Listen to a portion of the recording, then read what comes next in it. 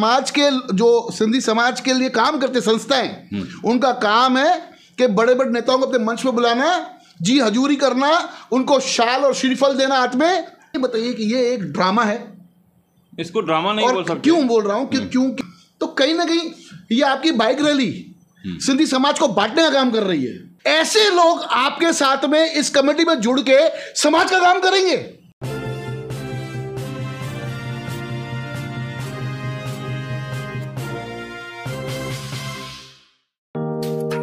Neeraj Vinod Burani's Spacecraft Interiors. Your space, our craft. Experienced and professional team. No hidden charges. Luxurious designs. Follow us on Instagram. Spacecraft Interiors. Your space, our craft. आई लेते हैं मुलाकात दीपक मंगतानी जी के साथ, जो शहर में रंगीला नाम से भी जाने जाते हैं, मशहूर उनके नाम से ही है, रंगीला नाम से, और JJ-SSS के कार्यकारी राष्ट्रीय अध्यक्ष है। तो आज लेते हैं मुलाकात और पूछते हैं कि दीपक जी भी उल्लासनगर शहर के अंदर सिंधी समाज की जो संस्थाएं हैं, जैसे आपकी JJ-SSS संस्था है, ऐसी कितनी संस्थाएं उल्लासनगर शहर के अंदर है, क्या कहेंगे इस विषय के ऊपर? सबसे पहले जकी भाई, मैं आपके चैनल पर मैं कई बार आ चुका हूँ, एक बार फिर आपके साथ रूबरू हो रहा हूँ, उसके लिए आपके चैनल फिर सुबह होगी बेहद धन्यवाद। इसके अलावा आपका धन्यवाद। इसके अलावा मैं आपको जानकारी दूंगा कि जब हमारी संस्था बनी 2014 में, हाँ, उससे पहले भी कुछ संस्थाएं अच्छी थी जो वर्किंग थी, उसमें मैं भी शामिल था। हाँ। फिर मैंने देखा कि ग्राउंड लेवल पे मुझे कुछ अलग से करना है। हाँ, सही है। तो मैंने JJ-SSS को एक आगे बढ़ा के 90 लोगों की टीम लेके हम लोग आगे बढ़े। बाबू लीलाराम साईं के आशीर्वाद से हमें हर मुद्दे पे लगभग, मुझे लगता है मालिक की हमारे पीछे बहुत बड़ी दया थी, मेरे गुरु की, मेरे लाल साईं की, कि उन्होंने हर मुद्दे पे हमें सफलताएं दी। सिंधु भवन हो, या तो झूलेलाल साईं की मूर्तियाँ बांटना हो, धर्म परिवर्तन रोकना हो। धर्म परिवर्तन तो बहुत बड़ा मुद्दा है। जी जी, हर तरफ से हमें संघर्ष करना पड़ा, इसके लिए नाम संघर्ष रखना पड़ा। तो उसके बाद जो संस्थाएं बनी, बहुत सारी संस्थाएं बनी, उन्होंने भी सिंधी समाज के लिए काम किया, शहर के लिए काम किया, और संस्थाएं बननी चाहिए। हर व्यक्ति के अंदर एक रंगीला छुपा होता है जो काम करना चाहता है। संस्थाएं कितनी हैं? संस्थाएं मैं समझता हूँ उल्लासनगर में लगभग 25 से 30 संस्थाएं सक्रिय हैं जो काम कर रही हैं। टोटल गणित कितनी है? 25 से 30 जो हमारे समाज की संस्थाएं हैं। और हमारा शहर कितने किलोमीटर वर्ग का है? 13 किलोमीटर के, 13.5 किलोमीटर जी, 13-13.5 किलोमीटर। तो मुझे बताइए कि किसी भी संस्था ने उल्लासनगर शहर के सिंधी समाज के लिए क्या किया? सर, हमने तो बहुत कुछ किया है, मुझे अपना पता है। बाकी संस्थाएं जो हैं वो भी कर रही हैं, लेकिन जो मैं समझता हूं उनको प्रेजेंटेशन नहीं करने आ रहा है। सिंधी समाज के स्कूल कितने उल्लासनगर में? सिंधी समाज के स्कूल बंद हो चुके हैं, बिक चुके हैं कुछ। क्यों उनको खोलने के लिए प्रयास नहीं किया गया? 25-30 संस्थाएं हैं 13 किलोमीटर के दायरे में, और एक 13.5 किलोमीटर का शहर कहा जाता है कि सिंधी समाज का शहर है। मैं आपको एक बात बताना चाहता हूं, हम ऐसे सिंधी समाज के लोग कहते हैं कि उल्लासनगर हमारा शहर है, ऐसे कहते हैं, बराबर। तो एक 13.5 किलोमीटर का रेंज का शहर और 25 से 30 संस्थाएं सक्रिय। सिंधी समाज के अंदर 13 स्कूल उल्लासनगर के अंदर है, सिंधी समाज के, वो 13 के 13 बंद पड़े हैं, सभी संस्थाएं फेल है। क्या कहेंगे इस विषय में? मैं इस विषय में इतना ही कहूँगा कि बच्चे कहाँ हैं सिंधी सीखने के लिए? पेरेंट्स कहाँ भेज रहे हैं सिंधी सीखने के लिए? भेज रहे हैं। स्कूल होंगे तो भेजेंगे ना। स्कूल थे, क्यों बंद किए? जो 700 थे वो 100 हुए, 100 में से 2 भी नहीं बचे। तो उनका काम था स्कूल को चलाना। जो हमारी टीचर्स हैं सिंधी सब्जेक्ट की, वो बिल्कुल उन्होंने प्री मैच्योरिटी, उनको रिटायरमेंट मिल गई क्योंकि बच्चे ही नहीं है। वही बोल रहा हूं, तो बचाने का कुछ प्रयास ही नहीं किया गया। रोकते तो रुक जाती थी बातें।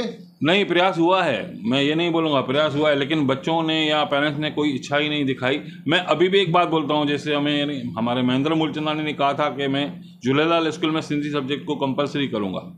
तो इस तरह से पहली कक्षा से 5वीं तक, या तो पहली से लेकर 9वीं तक, बोर्ड आने से पहले तक ये सिंधी सब्जेक्ट कंपलसरी करना चाहिए हर स्कूल को, हर संस्था को, सिंधी बच्चों के लिए। देखिए रंगीला जी, ऐसा है कि अगर मैं खुला कहूँ और फिर लोग कहते भी है, कुछ नेता लोग भी कहते हैं, कुछ लोग भी है जो कहते हैं कि खाली ये बहुत बोलता है और तीखा बोलता है जी। तो तीखा बोलने के लिए ऐसे मुद्दे आते सामने तभी बोलता हूँ कि यहाँ पर जितने भी समाज के जो सिंधी समाज के लिए काम करते संस्थाएं, उनका काम है कि बड़े बड़े नेताओं को अपने मंच पर बुलाना, जी हजूरी करना, उनको शाल और श्रीफल देना हाथ में और अपने शहर की सत्यानाश करना। और वो नेता लोग भी ऐसे हैं कि आते मंच पर बड़ी बड़ी बातें करते हैं, अपना शो ऑफिंग करके, अपना एक रोड शो करके अपना, और वहाँ पर मतलब बड़ी बड़ी बातें करके चले जाते हैं। शहर के मामले में किसी भी नेता ने, सिंधी समाज के नेता ने, एक व्यक्ति मुझे नेता कह के जाए कि मैंने सिंधी समाज के लिए काम किया, मैं उसको सलाम करूँगा। ऐसे हमारे नालायक शहर के नेता है। क्या कहेंगे इस विषय के ऊपर? मैं आपकी बात से सहमत हूँ, लेकिन एक बात कहना चाहूँगा कि जो हमारी बड़ी संस्थाएं, जो बड़ी एनजीओ हैं, वो विदेश लेवल पे, देश लेवल पे बड़े बड़े शहरों में एनुअल फंक्शन आयोजन करते हैं, जिसको सेमिनार बोला जाता है, सिंधी सम्मेलन बोला जाता है। वहाँ आरक्षण की बातें होती हैं, सिंधी बोली बचाने की बातें होती हैं, सब वहाँ पे तालियां बजती हैं, हैप्पी हॉर्स होते हैं, अच्छे अच्छे लोग आते हैं। यहाँ क्यों नहीं? सुनिए ना, हर जगह होता है। तो वहाँ पे बातें बहुत अच्छी होती हैं, ऐसा मन खुश हो जाता है कि लगता है अभी कुछ काम होगा। लेकिन जब घर लौटते हैं तो लगता है हमें, मतलब वहाँ जाके कोई फ़ायदा तो हुआ नहीं, यहाँ प्रैक्टिकल कुछ हुआ नहीं। आरक्षण कैसा मांगते हैं पता है आपको? लोकसभा में 2 सीट होनी चाहिए, विधानसभा में 2 सीट होनी चाहिए, और इस तरह के आरक्षण मिलना नामुमकिन है लगभग। लेकिन हमको मंत्री पद भी चाहिए, मंत्री पद भी चाहिए। सब लोग ऐसा मांगने की मंत्री पद तो नहीं दिया, चलो ठीक है, अपना राज्य मंत्री दे दो। सर उस बात पे खाली मांग, खाली चाहिए। ये मैं कहना चाहूँगा कि कम से कम 30,000 से लेकर 1 लाख रुपए तक वहाँ जाने की फीस रहती है। वहाँ कोई अफोर्डेबल नहीं है एक छोटे से कार्यकर्ता के लिए, जो उसी एनजीओ का हो भले, लेकिन वो कैसे जाएगा? नहीं, मेरे को बात ये है कि बाहर काम होता है। सिंधी समाज के जो बाकी जो बाहर जो संस्था हैं, आप जो विदेश की बात करें, वहाँ पे काम होता है। अब मुंबई चले जाओ, बहुत अच्छा काम होता है। आप उल्लास छोड़ के कहीं भी चले जाओ, कोल्हापुर चले जाओ, वहाँ पे काफ़ी सिंधी समाज के लोग हैं। थाने चले जाओ, कोपरी कॉलोनी में, वहाँ पे बहुत अच्छे कार्य होते हैं। उल्लासनगर में सभी संस्थाएं खाली डोनेशन लेने के चक्कर में नेताओं को बड़ा कर रही है, और जिसके कारण आज हमारा शहर भुगत रहा है। क्या कहेंगे? मैं अपनी जेजेस की बात करूँगा। हमने कभी डोनेशन नहीं ली, ना हमारा कोई खाता है, ना हमारा कोई रसीद बुक है। बाकी एनजीओ की मैं कैसे बता सकता हूँ? मैं ये बता सकता हूँ कि जो भी इस तरह की बातें करता होगा, उसको आगे चल के भगवान के सामने हिसाब देना होगा। सिर्फ पिक्चरें बनाना, पिक्चरें चलाना, इससे सिंधी समाज नहीं बढ़ता है। एक इंसान को अपने समाज को आगे बढ़ाने के लिए, अपनी सिंधी भाषा को आगे बढ़ाने के लिए यहाँ से दर्द होना चाहिए कि मैं अपने समाज को बढ़ाऊं, अपनी ज़बान को बढ़ाऊं, अपनी जो मेरी मातृभाषा है मैं उसको बढ़ाऊं। लेकिन यहाँ पे सब नेता लोग, अभी आप देखिए, अभी हाल ही में एक बाइक रैली निकल रही है जी, ठीक है, गुड़ी पड़वा के दिन वो बाइक रैली है। आप भी उस कमेटी के सदस्य हैं जी। तो मुझे बताइए कि बाइक रैली निकालने का मोटिव क्या है? मोटिव, जब हमें 2 साल पहले हमने बाइक रैली शुरू की थी, तो मोटिव ये था कि जो चेटीचंद महायात्रा जो निकलती है 10 तारीख को, जो अभी भी निकलेगी, उसको मोटिवेट करने के लिए बिफोर एक दिन पहले हम लोग बाइक रैली निकालते हैं, ताकि लोगों को अवेयर किया जाए कि चेटीचंद का मेला शुरू हो चुका है, कारवां शुरू हो चुका है। शुरू कहाँ से होनी चाहिए? जहाँ से भी आयोजक चाहेंगे। नहीं, लेकिन फिर भी एक आपके हिसाब से, अभी एंटीला में इतना बड़ा स्पेस है, वहाँ पे अगर 1000 बाइक भी खड़े रहेंगे तो आ सकते हैं। बाकी इतना स्पेस कहीं भी नहीं है। झूलेलाल मंदिर से शुरू होना चाहिए। नहीं, वहाँ पे चौक झूलेलाल मंदिर पे खत्म होना चाहिए। हाँ, ये हो सकता है कि 40 साहब पे खत्म हो, लेकिन यहाँ पे झूलेलाल प्रवेश द्वार पे खत्म होता है। लेकिन झूलेलाल प्रवेश द्वार या झूलेलाल मंदिर जी एक ही बात है हमारे। ज्यादा आप किसको मत मैं झूलेलाल मंदिर को मानूंगा, 40 साहब को मानूंगा। जैसे ये महायात्रा निकलती है, बहुत अच्छी निकलती है, झूला मंदिर से झूलेलाल मंदिर तक निकलती है। मुझे ये बताइए कि ये एक ड्रामा है? इसको ड्रामा नहीं बोल सकते। क्यों बोल रहा हूँ? क्योंकि एक 12-15 सालों से जो झूलेलाल मंदिर से जो यात्रा निकलती है, महायात्रा निकलती है हर साल चेटीचंड के दिन, हम भी जाते उसमें, और मस्त आनंद, मतलब नाचते गाते लोग सभी उसका आनंद लेते, चाले मंदिर तक जाती है। चाले मंदिर शुरू होती है, चाले मंदिर तक पहुंचती है। बिल्कुल बराबर है। तो कहीं ना कहीं ये आपकी बाइक रैली सिंधी समाज को बांटने का काम कर रही है। क्या कहेंगे इस विषय के ऊपर? सर इस विषय पे मुझे क्या कहना है, जब आयोजकों ने जहाँ सोचा होगा, हमारा काम है सिपाही का। नहीं, आप कमेटी मेंबर, आपको सलाह देना चाहिए। जरूर देंगे सलाह। तो आप कहीं ना कहीं मानते हो कि बाइक रैली ऐसे निकालना, शोर करना, और अभी आज रोडों की हालत क्या है? रोडों की हालत के विषय में जिनका जो रूट है वहाँ रोड नहीं टूटे हुए हैं। यानी जानबूझ के रूट को ऐसे बनाया गया जो नहीं, वो शुरू से वही रूट, जहाँ पे हमारे पोल ना खुले नेताओं की, शुरू से वही रूट है, शुरू से वही रूट है। और वो रूट को तोड़ा नहीं, वहाँ पे ड्रेनेज का काम चालू नहीं हुआ है। क्यों? वो पता नहीं, मेन रोड को नहीं तोड़ा। नहीं, ये बात नहीं करेंगे। मनपा का अपना हिसाब है, एनजीओ का अपना हिसाब है, जो हम करते हैं वो अपना हिसाब है। मुझे इतना बताइए कि कौन सा ऐसा कारपोरेशन अधिकारी है जो नेता के बोलने पर चलता नहीं है? वैसा तो कोई संभव ही नहीं है, सब एक दूसरे के मौसरे भाई हैं। तो यानी ये क्लियर प्लानिंग है कि वो रोड का काम शुरू ही नहीं करना जहाँ से हमें रैली जाएगी। जब आप ये बोलते हो बाइक रैली, उससे पहले भी तो चेटीचंद महायात्रा निकलती थी। हम लोग जो झूलेलाल समिति वाले लोग हैं, वहाँ खड्डे भरने के लिए जहाँ से यात्रा निकल रही वहाँ से भी हम लोग प्रयास करते थे कारपोरेशन में जाके खड्डे भरने के लिए। नगर सेवकों से मिलते थे, यहाँ पे मच्छी मार्केट के बाहर खड्डा है, यहाँ पे खड्डा है, झूला मंदिर के बाहर खड्डे हैं। कपिल ताराचंदन इस बात के गवाह हैं। हम लोगों ने वो खड्डे खुद बंद कराए हैं महायात्रा से पहले। तो बाइक रैली का इसमें कोई वास्ता ही नहीं है, वो मोटिवेशन यात्रा है। हाँ, अभी मुझे बताइए, हाल ही में मैंने एक न्यूज़ चैनल में देखा कि एक व्यक्ति ने कहा, मैं नाम ले लेता हूँ, शंकर नागरानी ने कहा कि भाई जय झूलेलाल, जय झूलेलाल जी। मैं सभी माताएं बहनों को कहता हूँ जय झूलेलाल, जय झूलेलाल, जय जय झूलेलाल, जय झूलेलाल, जय जय झूलेलाल, जय जय झूलेलाल। सभिनि खे वेनिती आहे, सिंधियुनि भाउरनि खे, चेटीचंड खां हिकिड़ो ॾींहुं पहिरीं गुड़ी परवा थींदी आहे 9 तारीख़। 9 तारीख़ असांजी बाइक रैली आहे उल्हासनगर में। जेके बि जवान ॿुढा असांजा सीनियर सिटीजन सभु अचनि, मायूं भेनर भाउर सभु अची करे हिन कि इस कार्यक्रम में आके भाग दे। हाँ। आपको पता है कि इसी व्यक्ति ने मेरे चैनल पे कहा था असां हिंदुनि छोकिरियुनि में थोड़ी अंग प्रदर्शन वधीक आहे। मां ईअं थो चवणु चाहियां, साम्हूं वारो माण्हू अंग ढकींदो न, असां अंग ॾिसण लाइ तैयार आहियूं। समाज के औरतों के लिए, हमारी बहनों के लिए, हमारे बेटियों के लिए कहा था कि अगर छोटे कपड़े पहनती, अगर असां अंग ॾेखारी तो असां अंग ॾिसण लाइ तैयार आहियूं। ऐसे लोग आपके साथ में इस कमेटी में जुड़ के समाज का काम करेंगे, जिनकी बुरी नजर रहती है हमारी महिलाओं के ऊपर।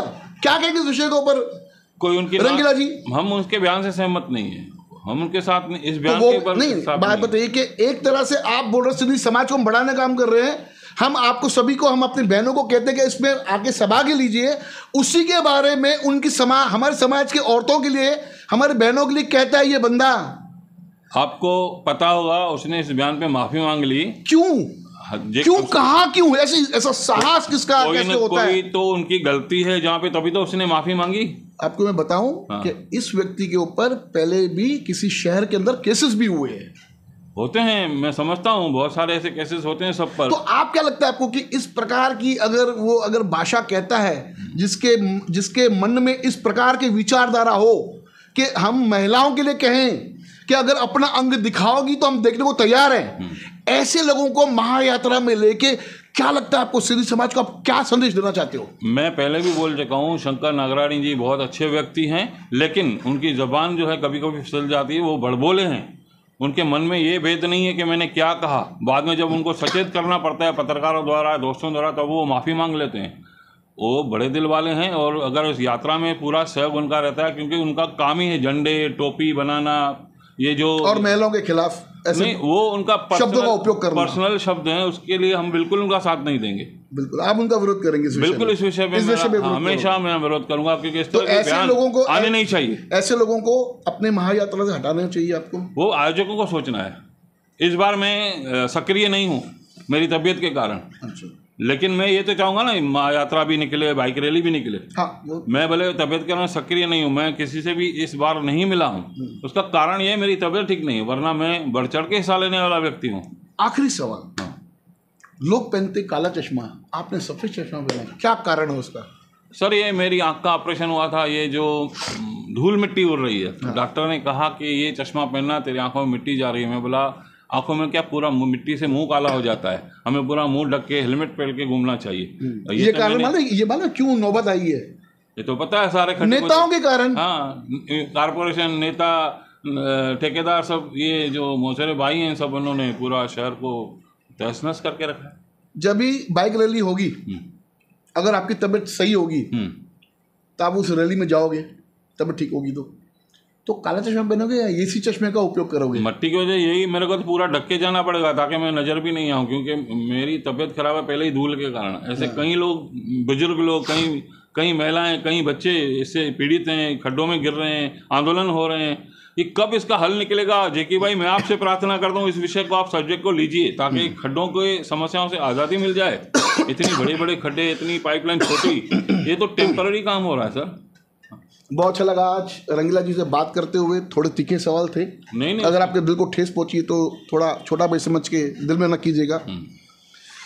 ज्यादा एक सवाल सभी शहर वासियों के लिए कि जिस प्रकार से नेताओं का चलन है शहर के अंदर, अपने स्वार्थ के लिए, अपनी वाहवाही करने के लिए, समाज का नाम लेके आगे बढ़ना और ऐसे बाइक लेके जाना लोगों के बीच में, अरे कितना शोर होगा।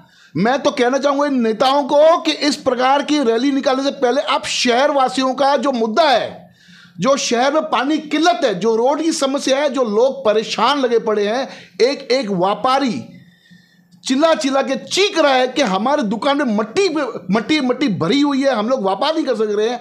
उन व्यापारियों के दिल पे जो ठेस पहुंची उसका क्या? लेकिन उन सब चीजों को नजरअंदाज करते इन कुछ नेता खाली अपनी वाहवाही करने के लिए, अपने आप को एक्सपोज करने के लिए कि हम तो बड़े शहर के नेता हैं, इस प्रकार की बातें करते हैं। तो आने वाले देखेंगे वक्त के अंदर कि किस प्रकार का पब्लिक उनको सहयोग देती है। धन्यवाद। देखते रहिए फिर से वॉगी न्यूज़ चैनल।